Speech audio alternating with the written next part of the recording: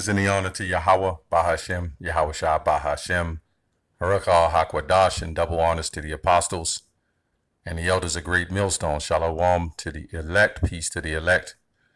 I want to go on a video, kind of a response off of Yashawamba's video, the elder Yashawamba.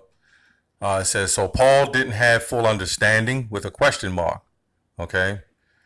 And we'll prove according to the scriptures that the Most High saw men as perfect, okay? You may not believe that, but we'll show you, I'll show two examples of men that was perfect in the scriptures, okay? And I'll also show you what did Yahushua quote when it came to us and how we should conduct ourselves. See, just because you can keep a law 100% doesn't make you not perfect. It just makes you not able to keep the law perfectly. Okay? That's all it's saying. So when you go to Acts, let's go to Acts 9:1. It says, and Saul yet breathing out, threatening. Well, let me go on down to, this is Paul journey to Damascus. Okay. And he came near Damascus, and suddenly there shined around him, about him, a light from heaven. Okay. You're going to tell me that the Most High, this man is not a perfect man. Okay. As far as his understanding of the scriptures. Okay. And he fell to the earth and heard a voice saying unto him, Saul, Saul, why thou persecute me? And he said, who art thou, Lord? And the Lord said, I am Yahushua, whom thou persecutest. It is hard for thee to kick against the pricks. And the trembling and astonished said the Lord, okay, what wilt thou have me to do? And the Lord said unto him, arise and go into the city. Okay, now he tell him, arise and go into the city, and it shall be told thee what thou must do.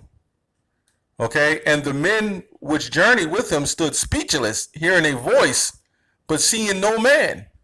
Okay, this is spirituality right here, man.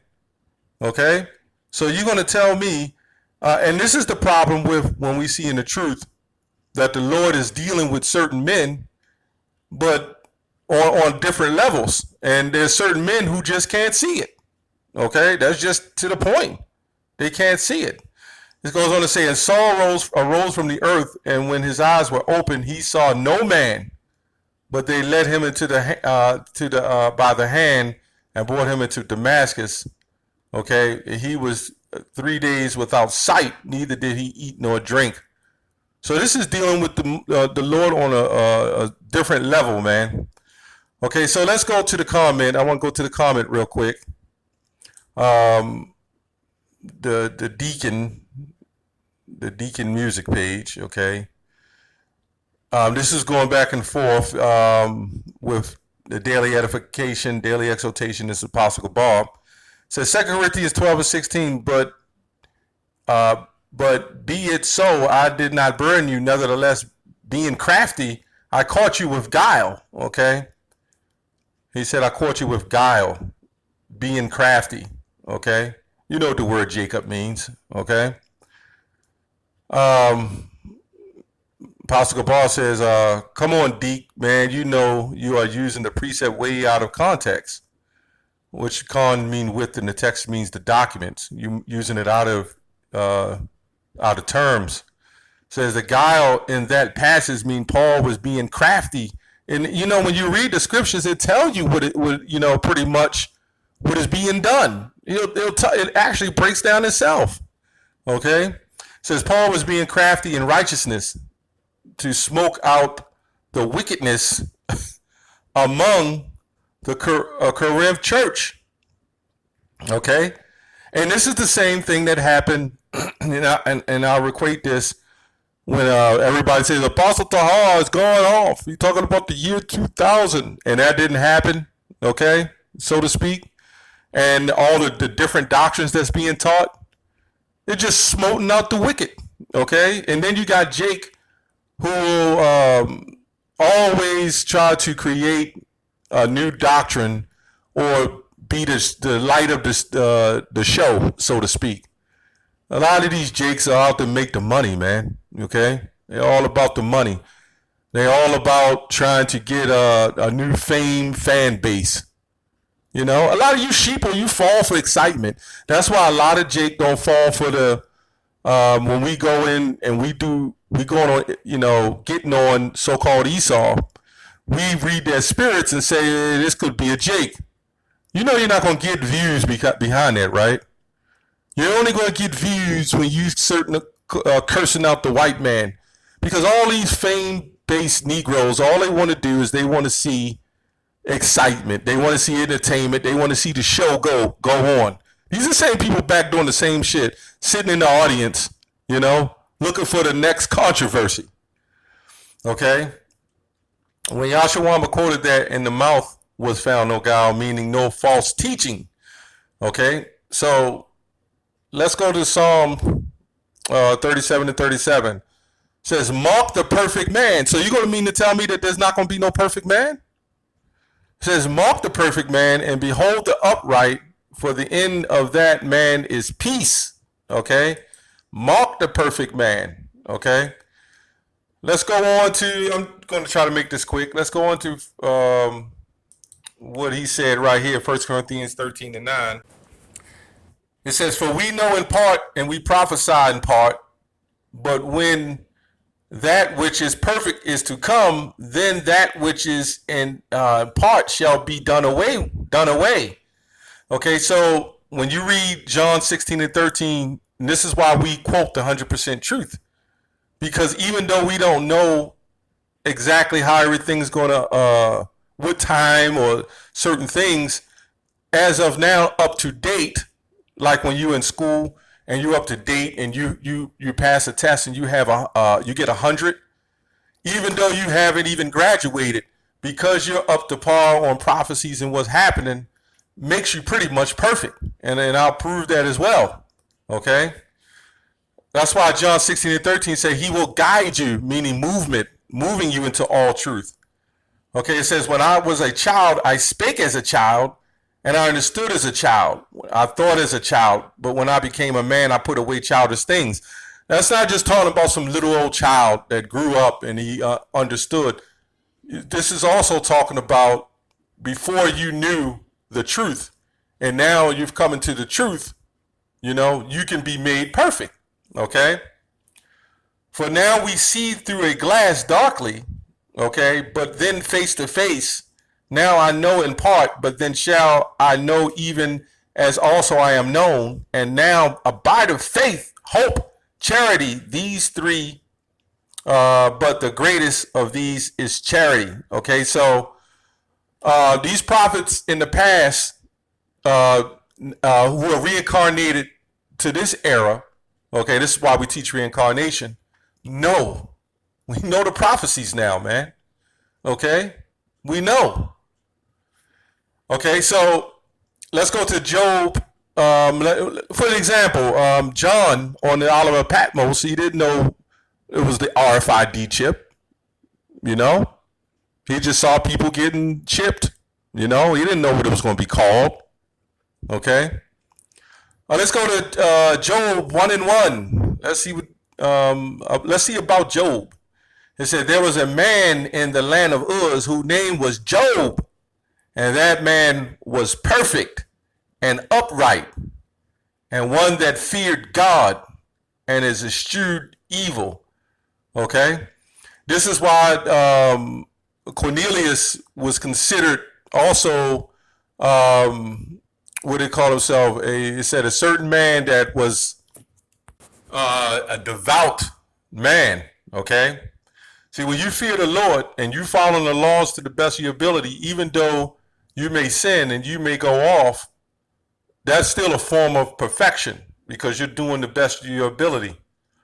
Okay, let's go to Matthew 5 and 48. It says, be ye therefore perfect, even as your Father in heaven. For even as your Father which is in heaven is perfect. Okay, let's go to perfect. Okay, perfect. Okay, is going to, let's see what it says. It says Job 1 and 1. There was a man in the land of Uz, whose name was Job, and that man was perfect. H8535. It says, perfect, complete, one who lacks nothing in physical strength, beauty, sound, wholesome, an ordinary, quiet sort of person, complete, morally innocent, having integrity. One is morally and ethically pure, who has good morals. Okay. Also, one that is that fears the Most High. So when you fear the Most High, you're leading down to the road of perfection. Okay. Also, let's go to perfect in Matthew 5:48.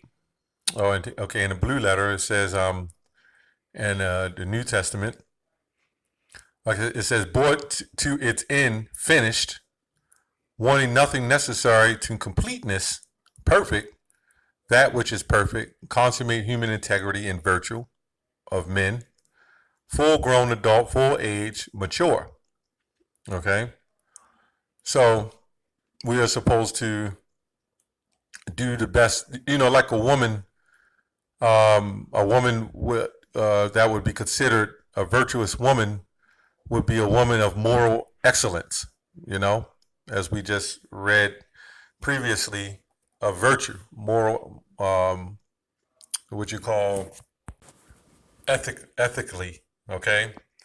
And of course, in today's society, who could find a virtuous woman, right? But if she tries to do the best to her ability, and that's the whole point of striving for the magistracy, striving to be perfect. Okay, that's what we ought to do. That's why we go into these doctrines and fight for and contend for the faith. To be perfect, to be on fire, to do the best we can. We could possibly do. As they said in the military, Esau's military, be all you can be. Okay, let's go to Genesis. Let's go to Genesis 9, the 6th verse 9. It says, let me see right here. It says, but Noah found grace. See, Noah found grace in the eyes of the Lord. Okay. Let's go up further. It says, and the Lord said, I will destroy man whom I have created from the face of the earth, both man and beast, and the creeping things, and the fowls of the air, for repenteth me that I have made them. But Noah found grace in the eyes of the Lord. Okay? So, you're going to tell me that the Lord wasn't perfect? You're going to tell me the Most High is not perfect? You hear what he just said? I'm going to read that again. And the Lord said, I will destroy the man, which the Most High already knew pretty much, he runs it all, okay? And the Lord said, I will destroy man whom I have created from the face of the earth, both man and beast, and the creeping thing, and the fowls of the earth, of the air, for it repenteth me that I have made them. But Noah found grace in the eyes of the Lord. These are the generations of Noah. Noah was a just man. And when you read, going into the story of Cornelius, he was considered a just, devout man. Okay. It says Noah was a just man and perfect in his generations. Okay. See, even with stumbling blocks, that fear of the Lord makes you pretty much perfect. Okay. Now, we're not saying we're on the level of the Most High. No. Okay. And Noah walked with Yahweh. Okay. And Noah walked with Yahweh. So this is the mission that we are supposed to be doing. Just like an athlete or a team that's, an unbeatable team. The unbeatable team is going to try to be perfect. The whole point of being perfect is to be morally right. You're not looking to make mistakes. And what a lot of Jake is using is that the excuse of Paul going off, just going off. And what came out of his mouth, especially coming from the Spirit of the Most High, okay, directly, would it mean that the Lord doesn't make mistakes, okay? And why did Yahweh Shah choose Paul? You know?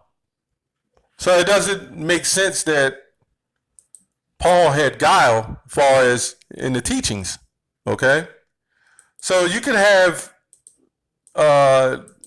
anybody, any brother, anybody in the truth can go off on certain things. But when it comes to the teachings, okay, when it comes to the teachings, you're to be as perfect as possible, okay? Morally perfect. Because even your intentions is to try to teach correctly. See, when your intentions is to say, hey, I'm better than this, the apostles, and I only been doing the truth a certain amount of years, but this is the new brand. You're not being perfect, you know? You're not respecting and referencing your teachers. You're not being perfect. You know, our goal is to try to be as perfect as possible, man. You know, to be perfect in the Lord. And lastly, what is up with the clothing lines, man? You know, Jake is using the truth to make money, okay? And in order to sell a brand, you got to be the top dog, okay? Everybody has to look up to you as the top dog. And we see this, man. I can see right through it. You know, I can see right through it.